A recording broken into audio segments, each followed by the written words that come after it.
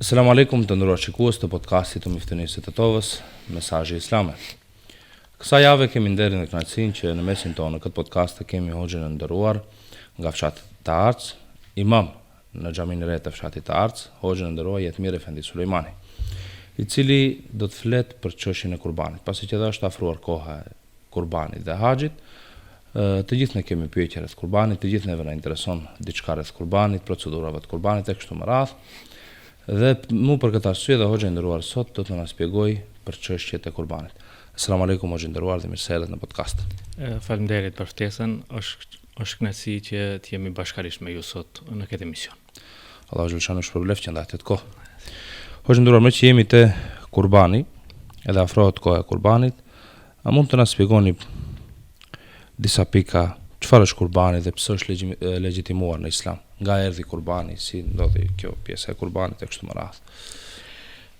Me emrin e Allahut, mëshiruesit, mëshirbërësit, atë e falenderojmë dhe vetëm prej tij ndihmë dhe falje kërkojmë. Salate dhe selamet e përzemërta ja dërgojmë njeriu më me ndikim në historinë njerëzore, Muhammedit alayhis salatu vesselam, mbi familjen e tij, mbi shokët e tij, si dhe mbi të gjithë ata të cilët e ndjekin në rrugën dhe sunetin e tij deri në ditën e gjykimit. Me që afrohet edhe festa e Kurban Bayramit, normalisht gjithë ne e dim se pas një obligimit të madh apo pas një shtylle kryesore, siç është haxhi, pra vjen festa e Kurban Bayramit, konkretisht prerja e kurbanit, apo më mirë me e thënë. Prandaj edhe ne obligohemi që të therrim kurban.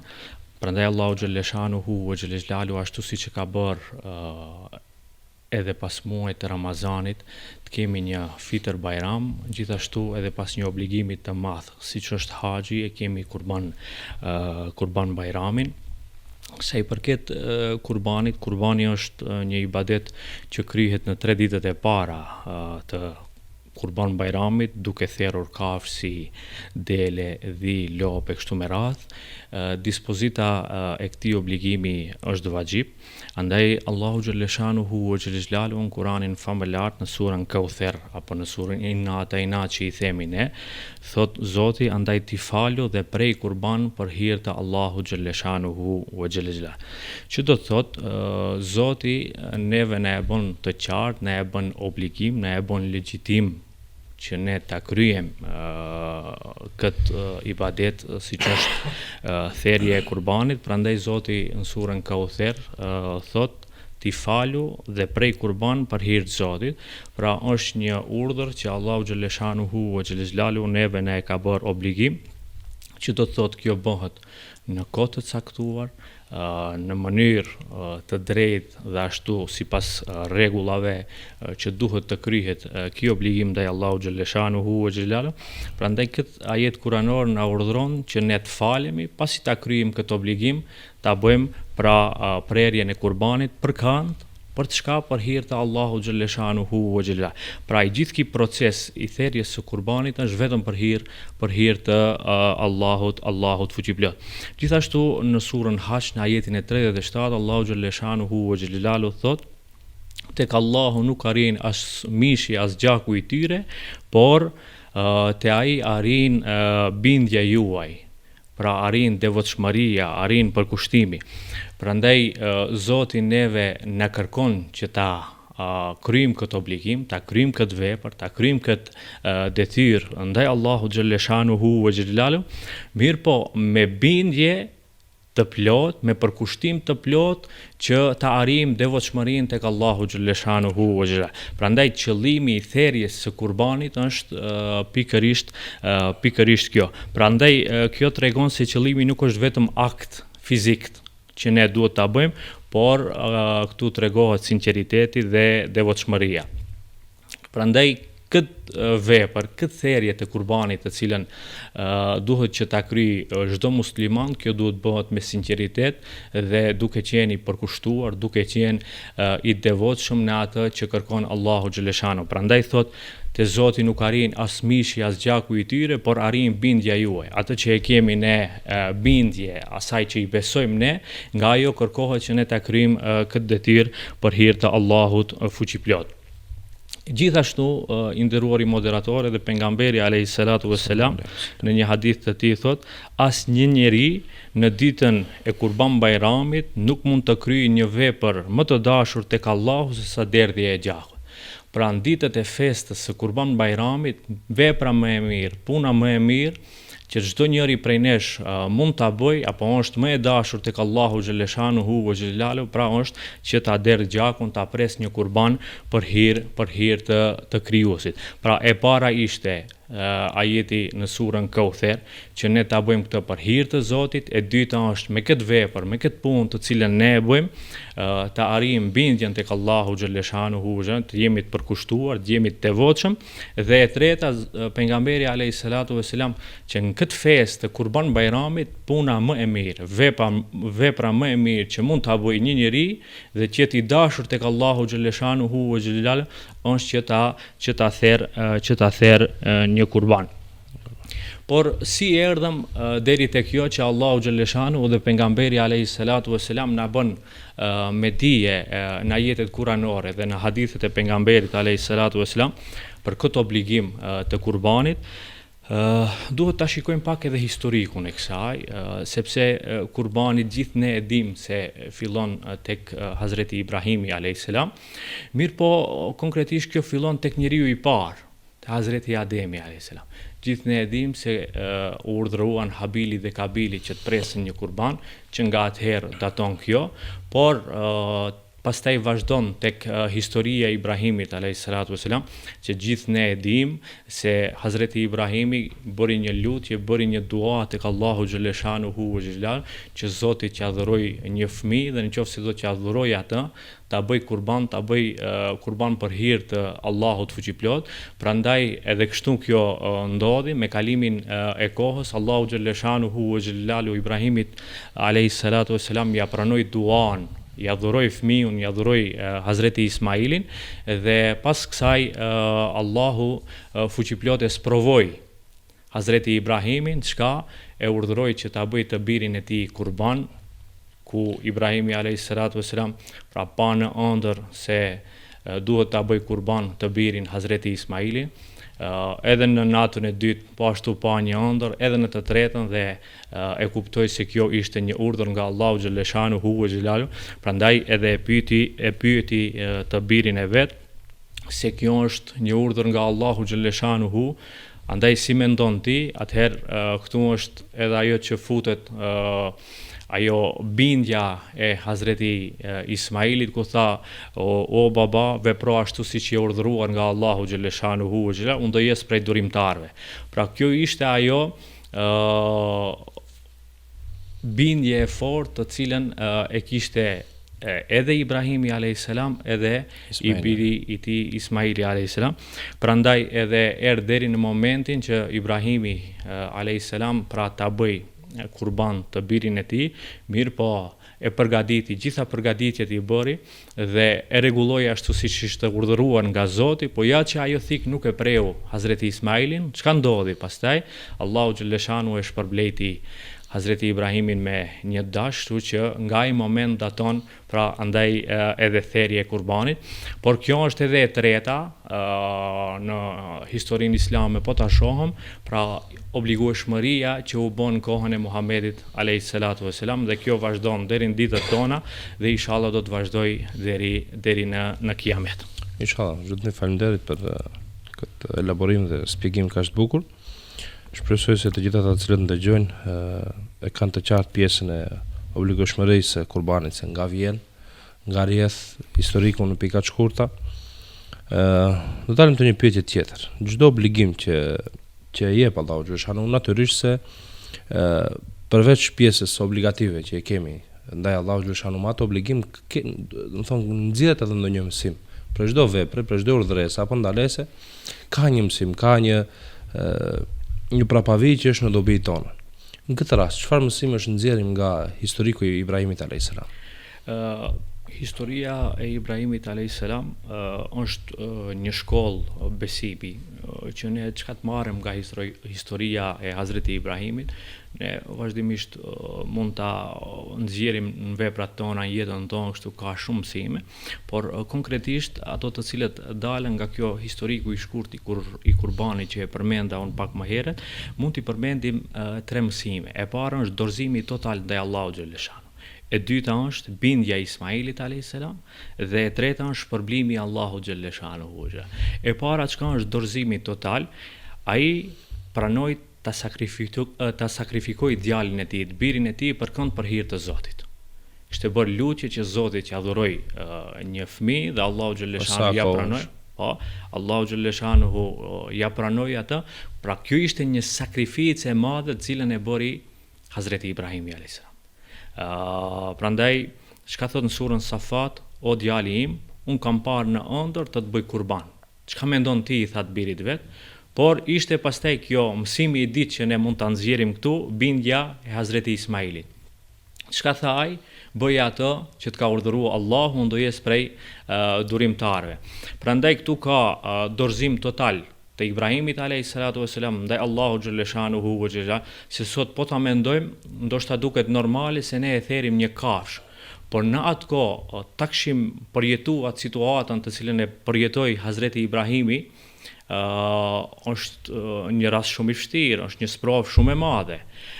Prandaj dorëzimi total ndaj Allahu xhaleshanuhu ve xhelalu është një vepër të cilët ndoshta mund të arrijnë vetëm pejgambert e Allahu xhaleshanuhu ve xhela, por shpresojmë që edhe ne me punët ndoshta veprat shumë të thjeshta të arrijmë, po, me kapacitetin ton të arrijmë tek Allahu xhaleshanuhu ve xhela me ato veprat e mira.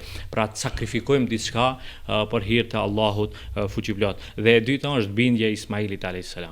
Është një bindje shumë e fortë që dha një përgjigje direkte, puno ashtu siç i urdhëruar nga Zoti, unë jam prej durimtarëve. Këtu tregohet edhe bindja, tregohet edhe durim. Dhe e treta, nga ky mësim i Hazreti Ibrahimit a.s. lidhje me kurban, mund të nxjerrim shpërblimin e Allahut. Çka bëri? Në qoftë se njeriu ka bindje, në qoftë se njeriu i dorëzohet totalisht Allahu xhaleshanuhu ve xhela, atëherë Zoti shpërblen. Si e shpërblejti Hazreti Ibrahimin? Ai ja dhuroi një dash për ta bërë kurban. Prandaj ndoshta mësimet më kryesore nga këto që mund t'i nxjerrim janë Allahu nuk kërkon gjakun ton, por kërkon bindjen ton.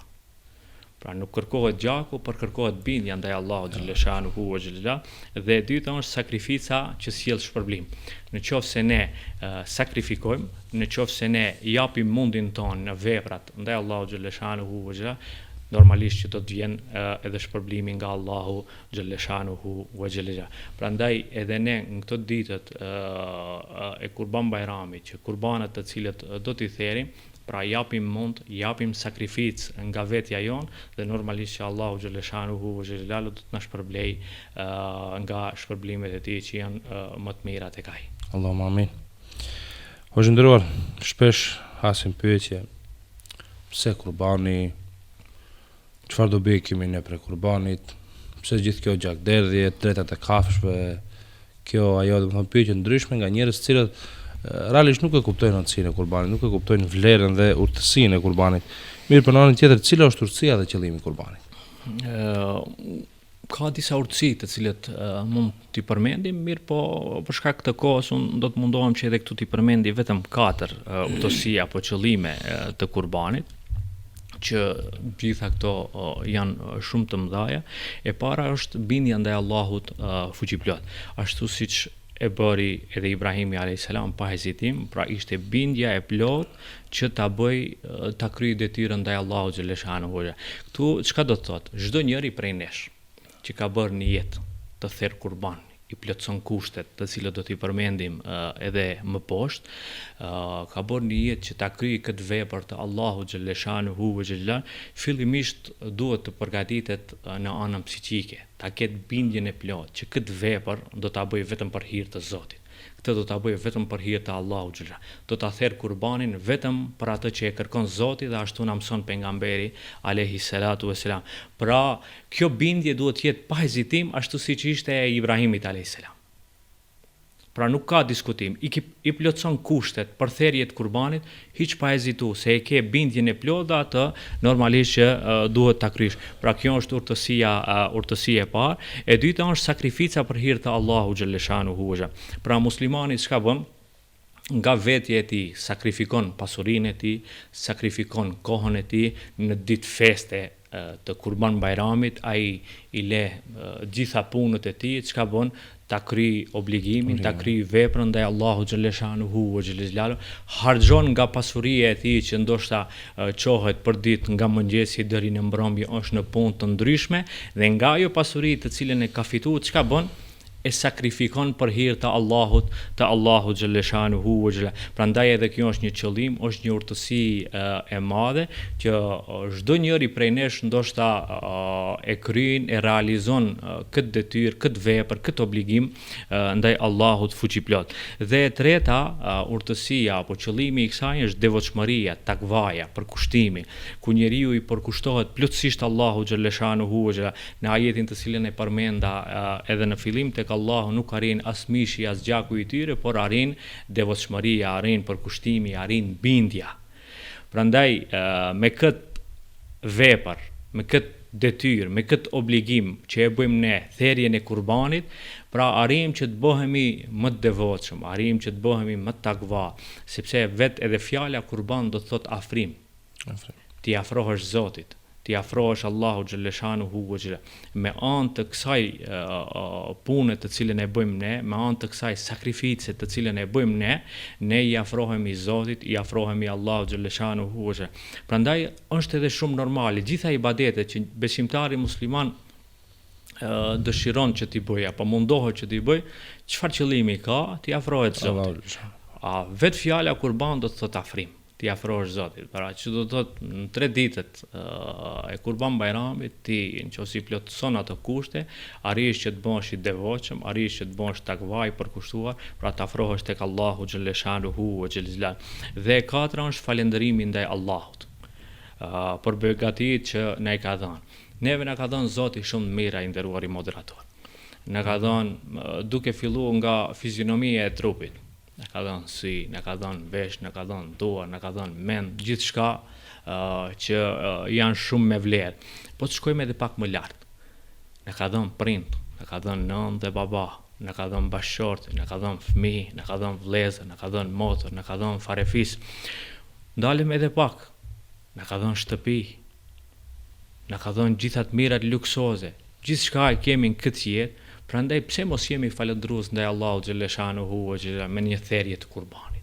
Kur gjitha kushtet i plotësojmë, kur gjitha mundësitë i plotësojmë, gjitha rrethanat i kemi, prandaj si ti afrohemi Zotit, si ta falënderojmë atë për gjitha këto të mira që na i ka dhënë, presim një kurban vetëm për hir të Allahut xhaleshanuhu. Prandaj edhe pejgamberi alayhis salatu vesselam në një hadith të tij thotë kush ka mundësi të therr kurban dhe nuk e bën këtë, të mos i afrohet vendit të faljes.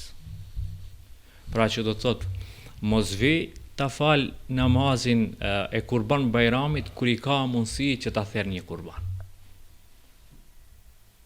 Mundësit na i ka dhënë Zoti. Prandaj pse mos e falenderojmë atë? Është hadithi shumë i qartë, kush ka mundësi të therr kurban dhe nuk e bën atë, të mos i afrohet vendit të faljes tonë. Unë pse të afrohet? Çfarë qëllimi ka nëse? Prandaj çdo njeri prej nesh i ke mundësitë, i ke rrethana, duhet që të kryhet ky obligim ndaj Allahut fuqiplot. Prandaj kjo tregon rëndësinë e madhe të këtij ibadetit. Prandaj këto janë disa urtësi dhe qëllime që unë dëshiroja t'i përmendi këtu, por gjitha janë të rëndësishme. Pra duke filluar nga ajo bindja në Allahun xhaleshanu, sakrifica ndaj Allahut, me këtë sakrificë ne arrim të bëhemi të devotshëm, bëhemi takva, bëhemi të përkushtuar dhe ajo më kryesorja është që ne me therrjen e kurbanit e falenderojmë Allahun xhaleshanu ve xhelalu për gjithat mirat të cilat na i ka dhënë këtë botë. Unë më që të këtë hadithën e pejgamberit sallallahu alajhi wasallam në të cilin thotë se kushdo që ka mundësi të pret kurban dhe nuk e bën atë, do të mos i afrohet vendit të faljes.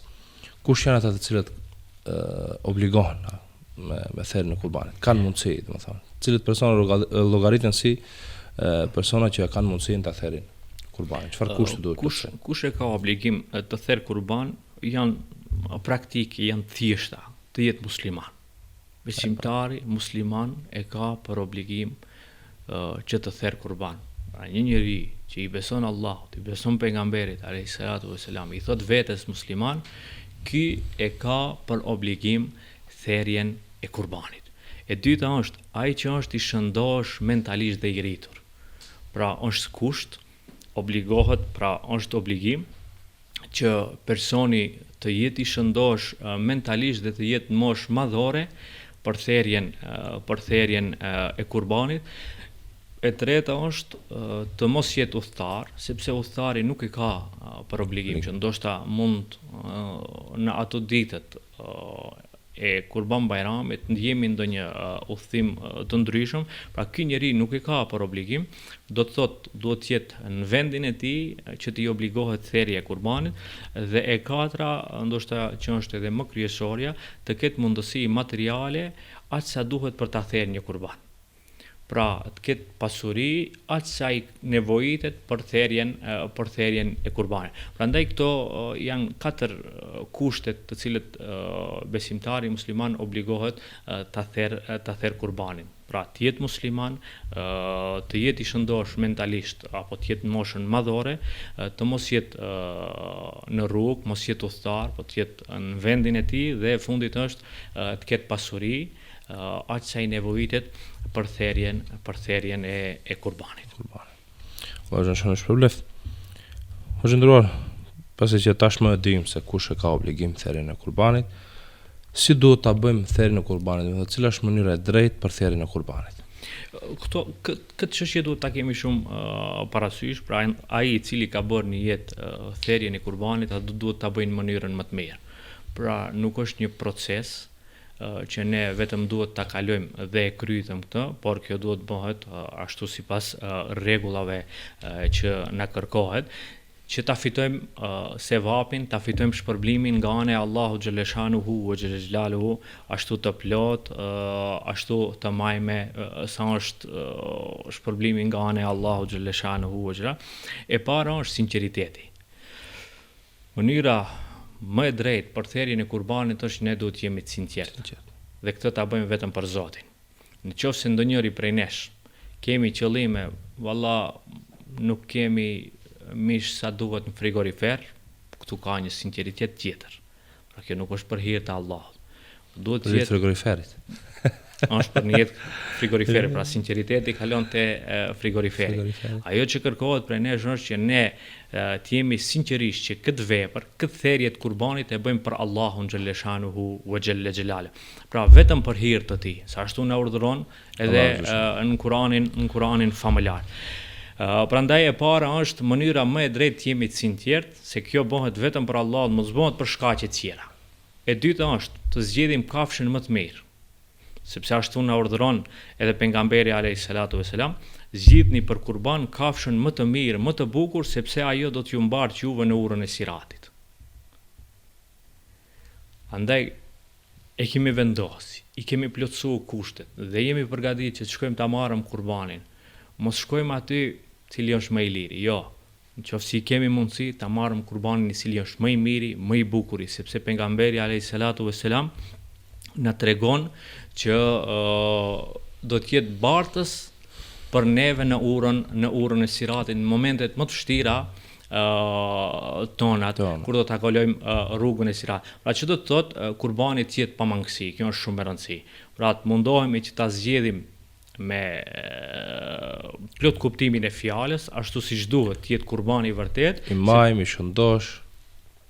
Gjithashtu, pra t'i ketë gjitha ato që kërkohen, prandaj ta zgjedhim më të mirin, mos shkojmë te ajo ndoshta sipas mundësive, çka gjejmë, por të mundohemi që ta zgjedhim atë më të mirin.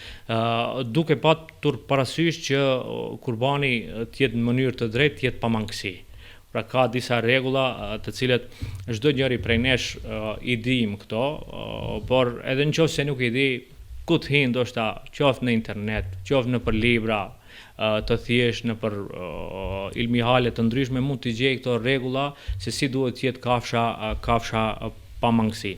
Dhe e treta është kurbani bëhet në kohën e caktuar. Pra nuk bëhet kurbani kur don ti.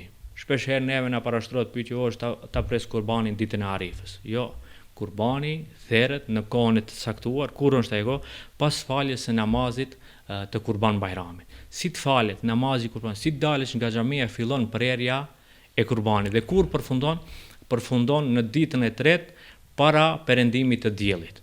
Që do të thotë 3 ditë i ke në disponim për ta bërë ato, nga momenti që falet namazi Kurban Bajramit dhe kjo vazhdon deri në ditën e tretë para perëndimit të diellit apo në prag të perëndimit të diellit. Dhe e katërta, i nderuari moderator, është shpërndarja e mishit. Dhe kjo është mënyra e drejtë, se kjo është proces e cila vazhdon deri në fund.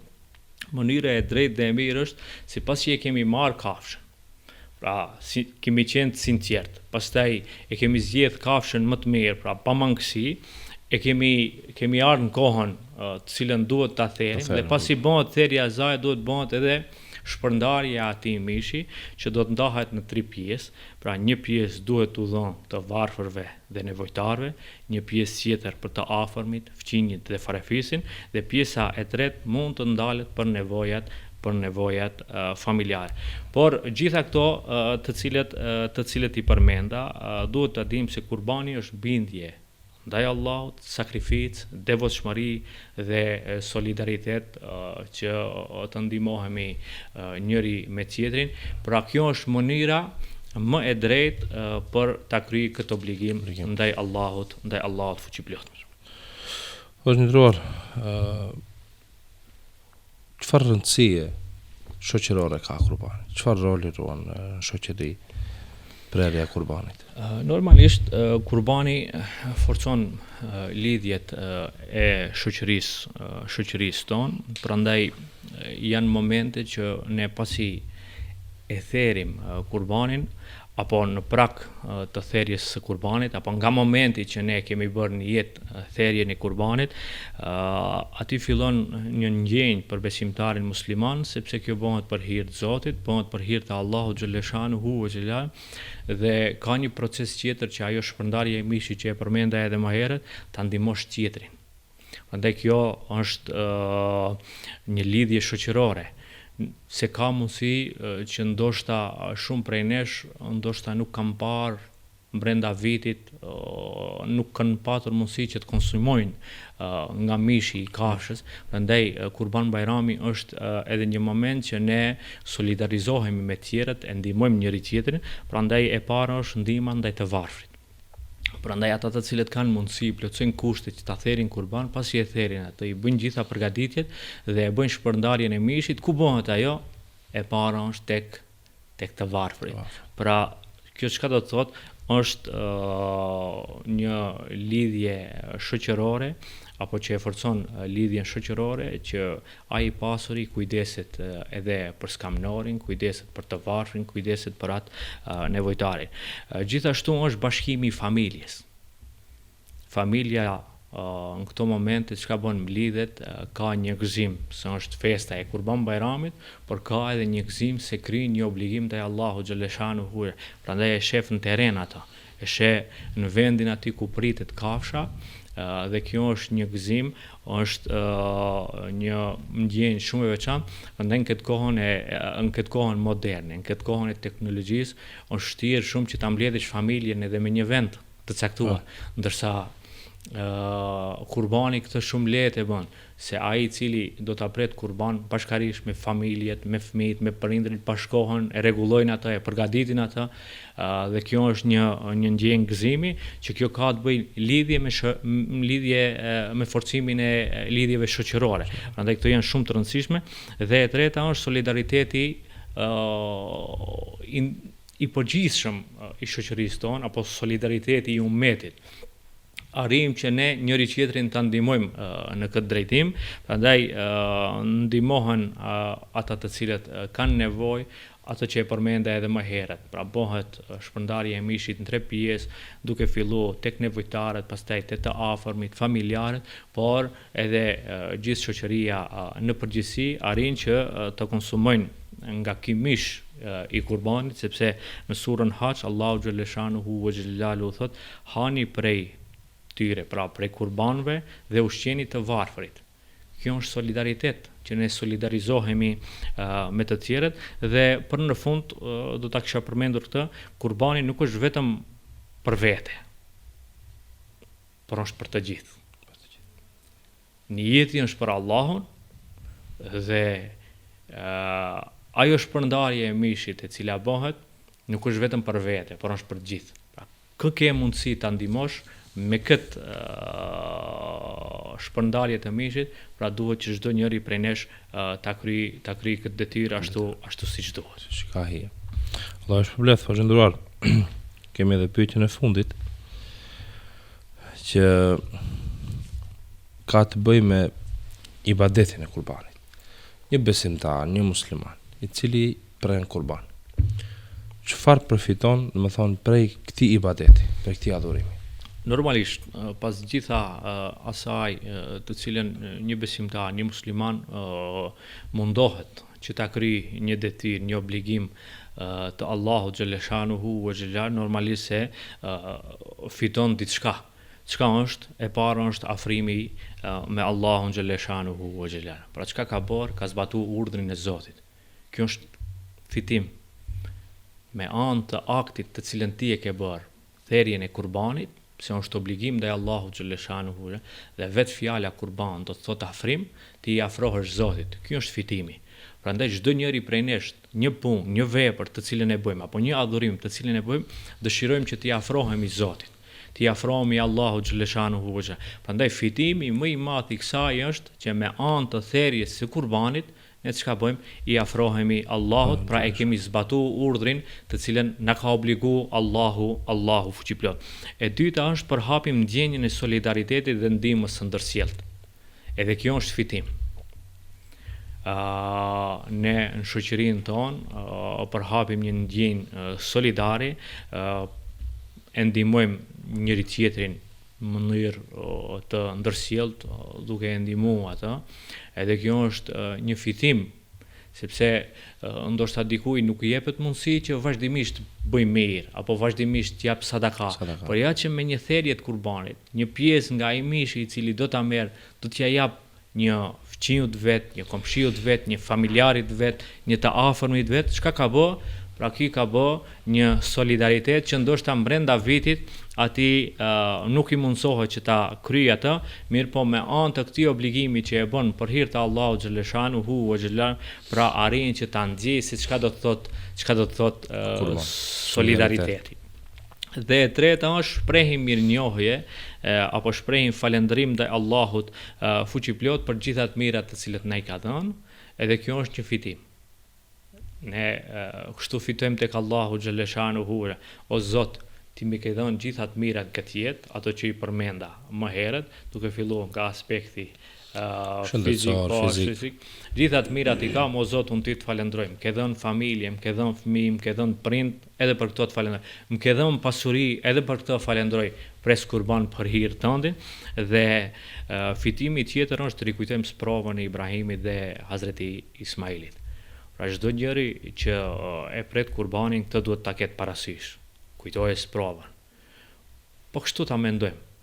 Ti ishim ne në vendin e Ibrahimit a.s. Të na urdhëronte Zoti në atë që urdhëroi Ibrahimin a.s. Si do ishte ajo?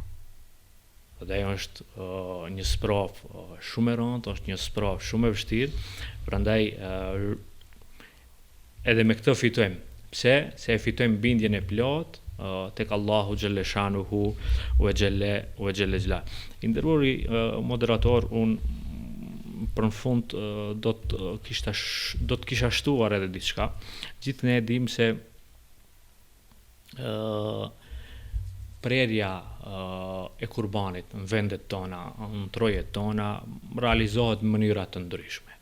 Mirë po, mënyra më e mirë që ne mund ta bëjmë, sepse ndoshta edhe shumë herë na parashtrohen edhe pyetje se ku ta dhuroj kurbanin tim, ku ta dërgoj kurbanin tim, unë nuk kam mundësi që ta pres, nuk i kam kushtet që ta pres, andaj unë nga këtu të kisha bërë një thirrje, këtu tek ne Bashkia Islame, konkretisht muftinit, gjitha përgatitjet i bëjnë që të bëjnë kurban për medresen Isabeu, gjithashtu edhe ju, edhe unë kemi qenë medresant që ndoshta nga kurbanët kemi ardhur këtë drejtë që sot ligjërojmë para këtyre programeve, janë gjithë kontribut xhamati jon, shoqëria jon që ka kontribuar në këtë drejtim, çdo njeri që dëshiron që ta destinoj kurbanin e tij dikundi që ta pret dikush tjetër, vendi më i mirë është medreseja Isabeu, është Bashkia Islame, është muftinia, duke filluar këtu tek muftinia jon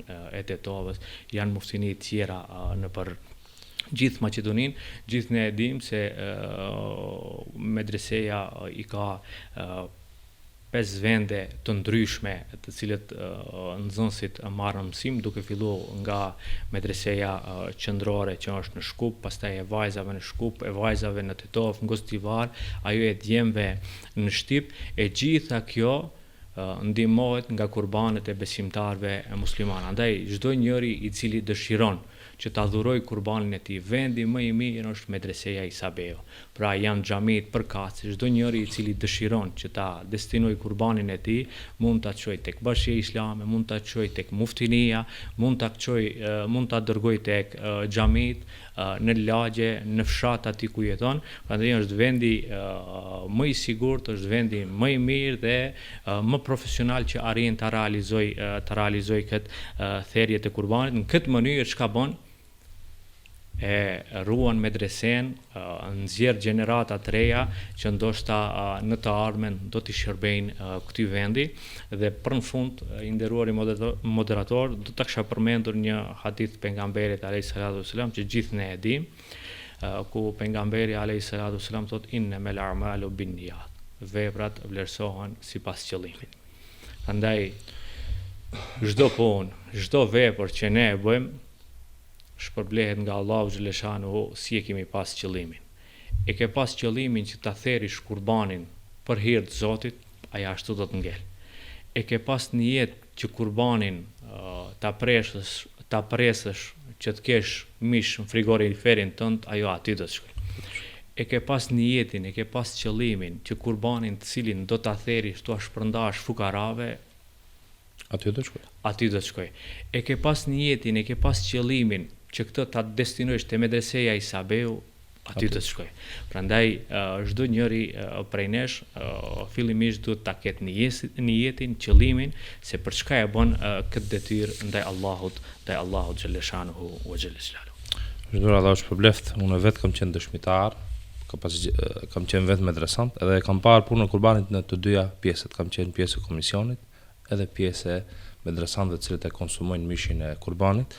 Do çdo ditë 3 herë në ditë ushqim në medrese, çdo vakt me mish, thonë ushqimi kryesorisht mishi, do në krejt kjo fal besimtarëve të cilët kanë dhënë kontributin e vet me kurbanet e tyre drejt Bashkisë Fetare Islame gjithësisht medreseve, dhe poshtë u kam qenë pjesë e komisionit të prerjeve të kurbanit, ku gjithçka përgatitet në formë profesionale në mbikëqyrje të hoxhallarëve të caktuar nga meftinit përkatëse. Andaj besoj që nga vetë kjo provoj me plot bindje dhe me sinqeritet plot mund të themi se besimtarëve lirisht me rahatin më të madhe mund të drejtojnë kurbanet e tyre, ata që nuk kanë hapësira ku t'i presin mund t'i drejtojnë në medresen Isabeu. Lutem Allahu xhaleshanu që t'ju shpërblen për këtë elaborim kaq të bukur dhe shpjegim të qartë të çështjes së kurbanit. Duke lutur gjithashtu Allahu xhaleshanu që ju shpërblen që ndajtet kohët jeni pjesë e këtij podcasti. Faleminderit. Ishte kënaqësi që ishim bashkërisht. Allahu ju shpërbleft. Allah e razë.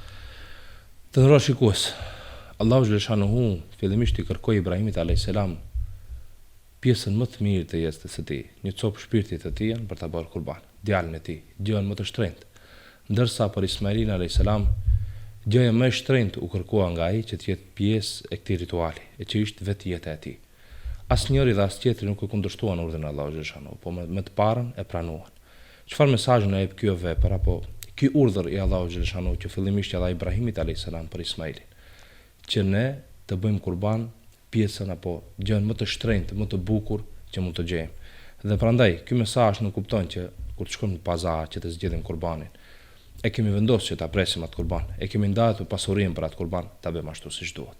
Të marrim dashin apo kingjin apo çfarëdo pjesë çfarëdo kafshë që kemi caktuar për kurban në shëndet të plot, të majme, që sakrificën që e bëjmë për hir të Allahut xhaleshanu të jetë ashtu siç duhet. Andaj edhe një herë ky mesazh na bën me dije se vlera më e madhe është sakrifica dhe dashuria jonë për sakrificën ndaj Allahut xhaleshanu. Andaj të bëhemi për atyre të cilët po sakrifikojnë një kafsh, mirë po e sakrifikojnë me qëllim të pastër, ashtu siç tha Hoxha i nderuar, e sakrifikojnë me qëllim të pastër, e sakrifikojnë gjën më të mirë të vetvetes së tyre vetëm për ta kënaqur Allahun xhaleshanu dhe për të solidarizuar me të tjerët besimtarë të tjerë. Të gjithë ata të cilët e ndjejnë veten musliman, normalisht se kanë obligim theri në kurbanin dhe të gjithë atyre që u vazhdojnë mundësia. Ndërsa ata të cilët nuk e ndjejnë veten musliman, nuk kanë nevojë as të pyesin për çështjen e kurbanit, as nuk kanë nevojë që të therrin kurban. Andaj ne vetë duhet ta zgjedhim në cilën anë jemi. Deri në podcastin e ardhshëm. Assalamu alaikum wa rahmatullahi wa barakatuh.